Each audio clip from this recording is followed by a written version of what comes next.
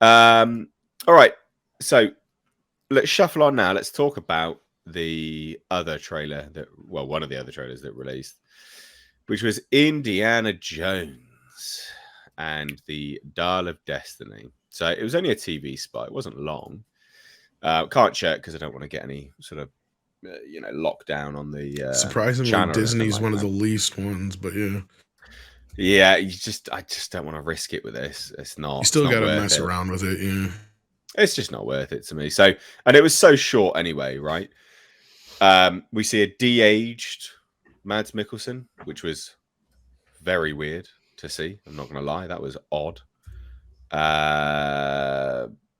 It was the dialogue was like, do I know you? Are you still a Nazi? Punches him in the face, de-aged. And then it's just a bunch of action scenes, the music, and why are you doing here? I'm here to save you, Fleabag, Phoebe Waller-Bridge, and then Harrison Ford inadvertently saves her by falling and having a parachute. That's basically it. What do we think? Are we sold on this movie yet? I'm only interested in it because of I don't know. Harrison Ford. Well, yeah, because it's Indiana Jones. But the thing is, Disney just doesn't have a good track record. And the last movie was terrible. Yeah. And I just don't have. I'm a huge Indiana Jones fan, but I am one of those people that the first three movies is Indiana Jones. Kingdom of Crystal Skull doesn't count, and this one probably won't count either. But I do like. I did like some of the stuff I saw in the trailer, like them in the caves, and it looks like there was like some freaking booby traps and stuff they had to get through, and then the de-aged Harrison Ford I thought looked decent enough. I'm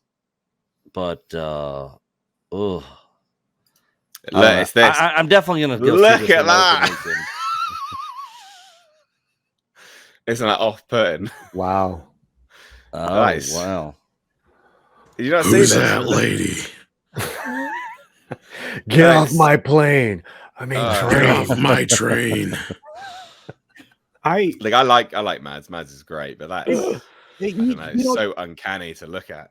Tom said this earlier. I'm going to say this. This looks like a friggin' video game. It does a little bit. So look, I will say PS2 era. Sorry. That's PS3. So I will say, right, from individuals I know that sources of mine who have actually since binned off other channels that they used to relay stuff to. No one here on the panel, just I'm not throwing aspersions, but from basically much bigger channels than mine have been binned off because they have sensationalized leaks from this source. That's all I'll say. This source, from everything that they know, actually thinks this film is very good. And this is a new source of mine, all verified independently.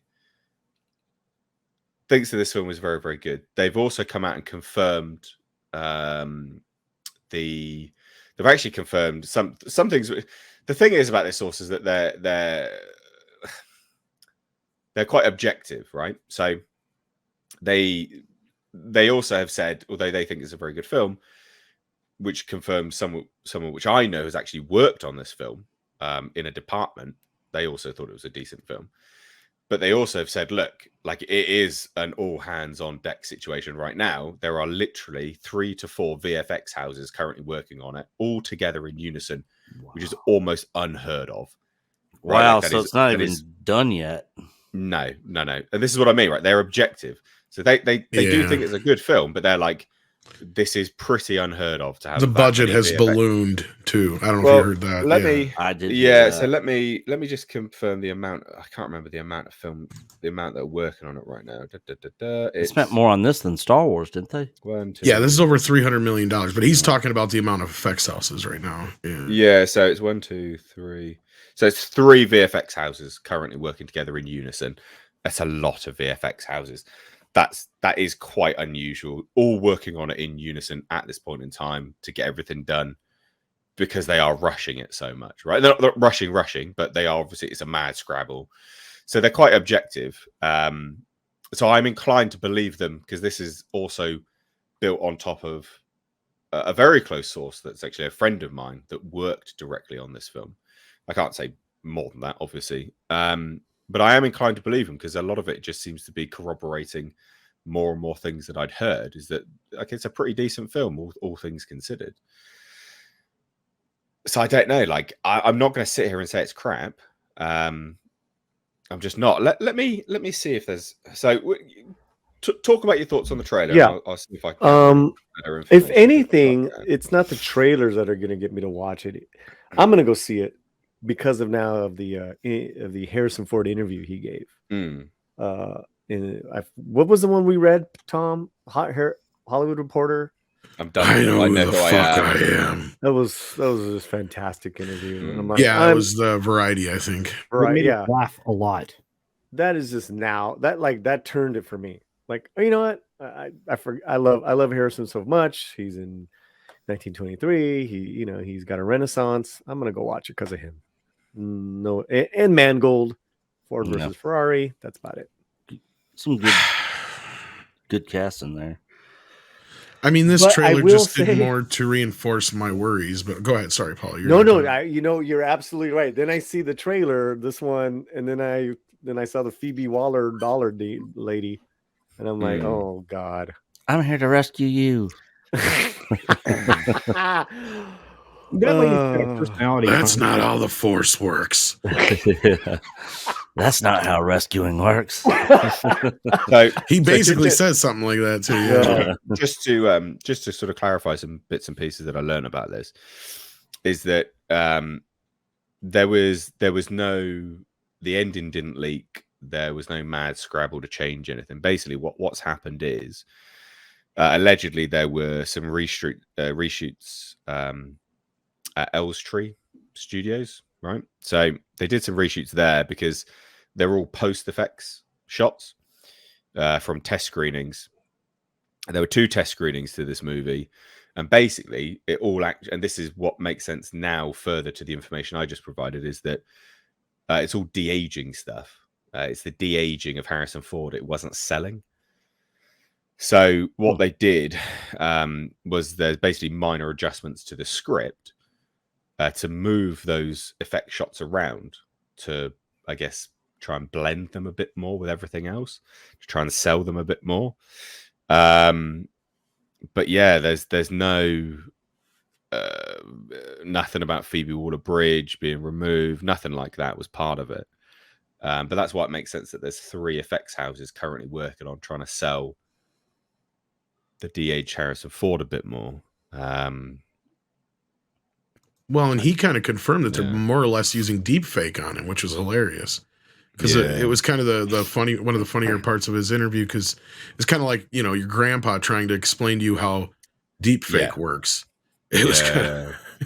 Well, so further to that, again, this is why I like this source. They're very objective. So they even say, look, I can testify that although there is some questionable casting and some even more questionable VFX post comps, so they're even admitting, look, some of it is absolute, like, very questionable, right?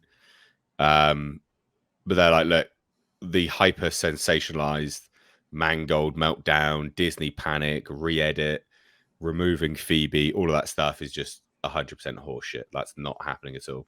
A lot of it is just questionable VFX stuff, which is actually very in tow with Disney. Like, that's just Disney through and through at this point in time. This is just what they do. They're always doing this at the last minute. They're always messing around with VFX crap. But apparently it's just very basic, straightforward evaluation of effect shots in the assembly, and some are being reshot because they didn't test very well. And then there's some extra rushes stuff, including the score. They've got to be created to basically glue it all back together. So because they're rejuggling stuff, some of the score has to be adjusted ever so slightly to obviously tie everything in, which does make sense if you've ever, worked in edit bays. that's very believable. Like, I've got no real reason to doubt this. Yeah, I've got I've independently verified this. I've got no reason to doubt the information coming from it further. But I don't know what you guys think about that, because again, this is just me sharing some information that I know now, right? The sad part is Mangold in his mouth, right? Let's be real. If he had not said anything online, done anything out in the public, none of this would be an issue. Because we'd have the rumors, we'd have the speculation, but all you would have is a situation where this guy had to turn in a movie that was better than The Crystal Skull. At the end of the day, that's all he had to do, was one that we could go, yeah, that was better than Crystal Skull. We can at least end this on a high note. Not a great high note, whether it was great or bad, whatever, but as long as it was better than that. Now when he went out there and he started mouthing off, it has to be as good as the other films. That's the problem. He's set himself up now that this has to be just as good as the first 3 indie movies, or everybody's going to judge it just as so, because he put himself in that position now. Because the response he gave to the fans when they were having, issues or worries or concerns about this situation, he's got to prove them all wrong. Yeah. Well, 100%. I mean, he's put a spotlight on this film where there didn't need to be one. And I will say, so going back to this as a trailer, because that was obviously the sort of the core reason why we're even talking about this. A lot of this is good, right? Like, up until they start the music, and the music's great. Don't get me wrong. I love Raiders March. It's a great, I think it's called Raiders March. Great piece of music. Yeah, that's epic music, right? That is Indiana Jones through and through. We all love it. Yeah, that sounded good. But the problem is with me and that piece of music is how they brought it together with the trailer. So as a trailer, that it didn't sound right because they include it too quickly. This would have worked better as a trailer if they'd showed a bunch of these action shots that are all through this, right? And then they faded in that music, and then they ended with the start of this. To me, that would have made a better trailer, because we would have got the music built up nicely rather than just whack straight in there. It doesn't fade in properly. Well, it's not faded in enough. So that's just that's a critique of mine. I see what you're saying. Can I come out with this with a different angle, though? Yeah, of course. Here's my thing about this, and this is what I got a response from my normie friends again last night or night before was basically, we're getting another Indiana Jones movie. Like, a lot of people were not aware until this was the moment that a large portion of America was aware. And this, I don't think this was the trailer to sell this movie with, to be honest with you. You've kind of buried the lead. Like, this trailer should have been all about Indiana Jones is freaking back, baby. Right? Like, see, they kind of have that here, but it's not in the way that I would have sold this movie. If this is how you're doing this, this feels like Crystal Skull all over again to me. But see, that's what I mean by if you'd started with some of the scenes, started slowly building the music, I think it would have had that effect of Indiana Jones back. And then you close with, do I know you? Depends. Are you still a Nazi? Right? Yeah. Because then you're like, it's Indiana Jones. He's back. He's dealing with Nazis again. What epic. Exactly. Do you know what I mean? Yeah. Like, to me, that's a better framing for the trailer. But also, you're right, is that I don't think that they are actually trying to sell people with this trailer. And I think that's why, because if you think of the movies that they're trying to sell to people, I think that they think this will just get good word of mouth. I think that's what they're banking on, because they paid so much money for Guardians of the Galaxy, which is it's a fine trailer. It doesn't really show anything. It's just, there you go, Guardians of the Galaxy, they're doing something, and it's all a bit sad and wow. I think they're banking on this being good word of mouth, which I think is actually another good sign potentially, or bad sign. But that's how I think, because otherwise, it's only 30 seconds they showed. Yeah. Sorry, Paul, are you going to say? No. I had forgotten that Antonio Banderas is in this film. So apparently did they? Yeah, I was going to say they've done a piss poor job. Yeah, of letting us know that. He was in one scene in the first trailer that was shown. Yeah, just one scene. Yeah. So either he's got a real shitty little role, or they're maybe they're keeping it from us, and he's good. Wasn't he added really late in the game? So I don't know how big of a role he might have. But or at least we weren't letting know until late in the game anyway. But this whole thing was also a victim of COVID stoppages, of injuries. It's like, this and the Flash are running for a long, right? So, I think it's fairly recent in the game as far as when Antonio came on. I'll find out. I mean, it couldn't have been longer than a year, right? Yeah, he was brought in quite close to the film. Like, I don't think he's got a big part by any stretch. You don't think so? No. You think he would have taken the job off, taken a small role? No, I don't think he would. I do. Yeah, I do now. Like, no way. He doesn't get a lot of roles. He's been in a lot of indie films as well. Dude, he got nominated for Academy Award 2 years ago. He works every year. Sure. Get out of here. He does work every year, but he doesn't get big roles every year. He doesn't. He was in Uncharted. Okay. Oh, well, we're not going to go down this route. Film. We're not going to go down this route. No, it's just a fact. It's not. No, it's not a fact. That is your misinformed opinion. Oh boy, it's not a misinformed opinion. Antonio Banderas. We'll literally go through his filmography right now with you. I'm not. Okay, let's just do the last year. Puss in Boots. Yeah, we will. We'll Uncharted. Yeah, he never works. Come on. No, I didn't say. Stop twisting my words, Paulie. What did I say? So big roles, tentpole, blockbusters, big roles. Puss in Boots. Okay, The Enforcer, not really a big role. Codename Banshee. Codename Banshee. Never even heard of that film. You got me. He does a lot of. Man, okay. So a lot of Nate's kind of right in this. He does. Yeah. He works. He the money. All right. He works. But I said specifically big roles where he's going to get big money. He doesn't get them very often. He doesn't, and that's literally here. You can see it. All right. I concede the high ground. I'm wrong. Okay. All right. I mean, look. Well, if they just let him do Zorro 3. I mean, before the guy loses a leg, come on. So, is this lady a wall or a bridge? She came in like a Waller bridge and fucked up every franchise Harrison Ford's in. Well, so this is an interesting one, isn't it? Is because what are they actually flying there? He's in one of these planes. Well, yeah, and you know what? An old plane. At least this is keeping his legacy consistent. This plane is crashing, so of course Harrison Ford's on it. Yeah, true. But the thing is that hey, I wasn't flying. This is out of time, though, isn't it? This wouldn't be. Before we go on, can we address something, Mr. H? Before we go Depends what it is. Plane crashes. Tom's friends. Who are these? Are these real people? Are these real people? Are you being mean? Yeah, I'm having fun. No, you're too antagonistic. The voices in my head are the only friends I got. Listen, Paulie. They're in the chat, and I just play around. I'm just God, some stimulation over here, guys. But so wow, you're not allowed to show that. You can't show that on a screen there. This is a B-2 bomber, right? So this wouldn't be active. Is this before or after it goes through the hyperspace jump?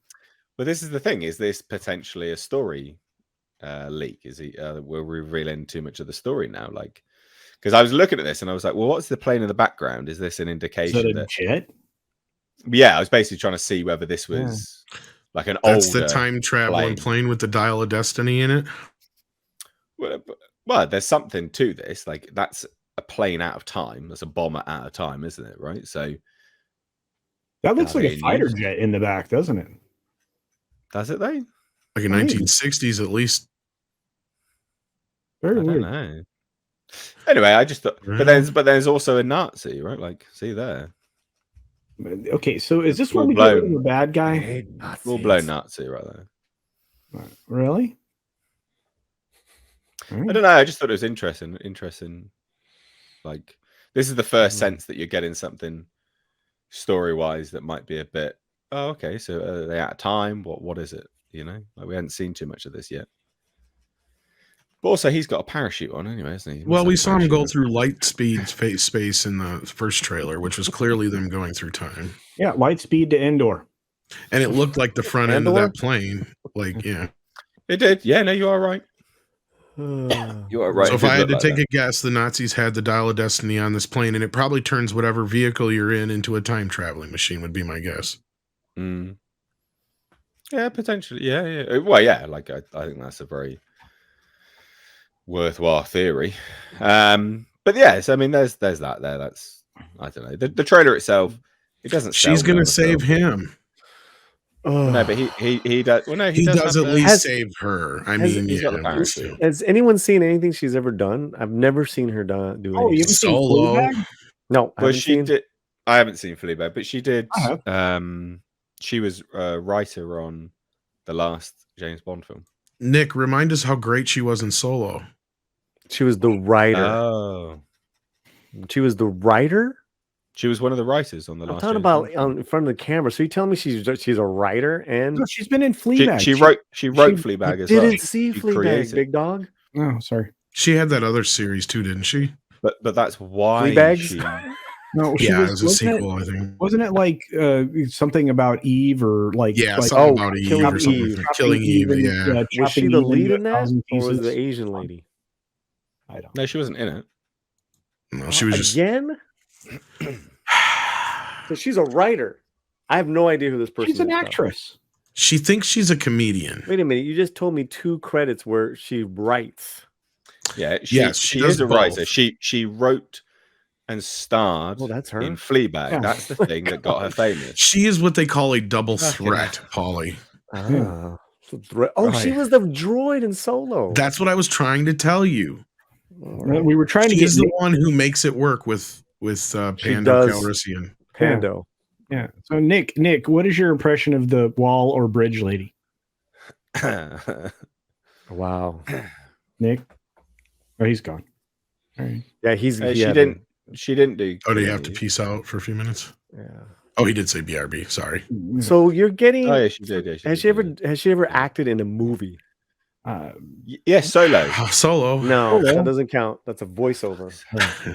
Oh no, she did the. She was actually on set, and she was encouraged by Kathleen Kennedy to keep it Wow. up. Wow. Yeah, literally, That is yeah. per And she So- acted in Fleabag the brother of the director, mind you. She's got and bags. his Dark of fleas. Materials. So voice. this is who. All right, I'm this back. is who is going to be the lead, one of the co-leads in this movie. Why do you think she's in this movie? Because Kathleen Kennedy fell in love with her during Solo. That's why. Hashtag Solo lost money. Oh, he's back.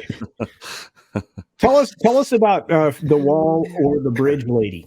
The wall and the bridge lady sucks. Not a fan. Not a fan. Droid lives matter. I don't even want to. I don't even want to even see her in this movie. But I am gonna go see it because it is an Indiana Jones film, and you know, I think a lot of people. I mean, I think a shit ton of people are gonna go see this movie. I reckon they're selling it on word of mouth. I reckon. That's Yeah. what they're gonna do. Now, once the reviews and word of mouth comes out, you know, I'll be curious to see what the drop is on the second weekend. I already have a global That'll be a number big tell. that this movie is going to make. Oh, okay. Mm. I'm ready to drop it. Bill. Yeah, go Global overall by the end of its run or for opening weekend. No, end of its run. Oh, I'm ready, all right. Mitch. Oh yeah, go I'm on. ready. Like it's hot. Yeah, go on. $650 million. No, do more than that. Okay, that's I think that's actually a fair amount. Definitely not. And do you know why it's Dude, not? if the word of mouth is that bad, man. Tell me Mate, why. Tell me why, Nick. Because the last film had terrible word of mouth, and that hit over $700 million, and you have to account for inflation. Okay, so there's two that's different things with that. It's a different era. It still had some mystique about it, right? Spielberg and Lucas were involved. Still some mystique, Spielberg and Lucas, and you forget what a name at the time Shia had. That's true. There's none of that here. Yeah, That's a There's good still none not of that accounting here. for inflation. The other side of that, though, is that Indiana Jones and the Star Wars crowd, even though there is some crossover, you they were are a gonna do different another- audience. I thought you were going to do another title, Indiana Jones. And the I mean, they destroyed Luke, Han, and Leia, and now people are some people are because I mean I've seen the comments a lot. I've seen a lot of people say they're not going to sit there and watch Disney destroy Indiana Jones next, so they're not even going. So I know there's people out there that aren't even going to go see it. I'll change my. But also, I'll change my number. Okay. there will be people going to see this because it is Harrison Ford's last. That's what I outing. mean. He's made that public. He said, "This is the last time I'm playing it." Well, and to my point, what I'm getting at is that there's a large portion of the Indiana Jones audience that does not keep up with all the nerd stuff like we do, right?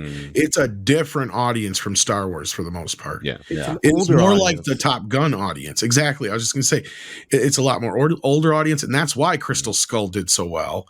We'll have to see how this plays out. I think the first weekend will really tell. The word of mouth may get around that the movie's crap, and that may ruin its chances at a longevity at the box office. But I think it's going to have a strong opening. If it doesn't make traveling tortoise here for £10 says, "I'm so glad they stopped Indiana Jones after the trilogy. If it had carried on with an aged Harrison Ford, it would have got weird. Glad they rode into the sunset at the end of the Last Crusade." This is true. Sorry, I had to throw that one in there. The best part is that can be your canon. If it doesn't, yeah, that's your headcanon. If it doesn't make $1 billion after costing $300 million, that's the bigger thing for Disney. It'll have to be renamed Indiana Jones and the Disaster of Kennedy. Mexican Eye Man. My God. Breaking up the fight here. Paulie. Yes. Paulie. Yes. Be nice to Nate. Mr. H. Please do not judge my people based on meanie face mustache man. P.S. Great show as per usual. Mikey? I know, Mikey. He's just like Johnny Legs. He wishes he was Italian with that mustache. I think you too, Tom. You'd make a better Luigi than he did, though. I'll tell you that, Paulie. That's true, Paulie. You would have been a better. Thank you, Mike, for the super chat.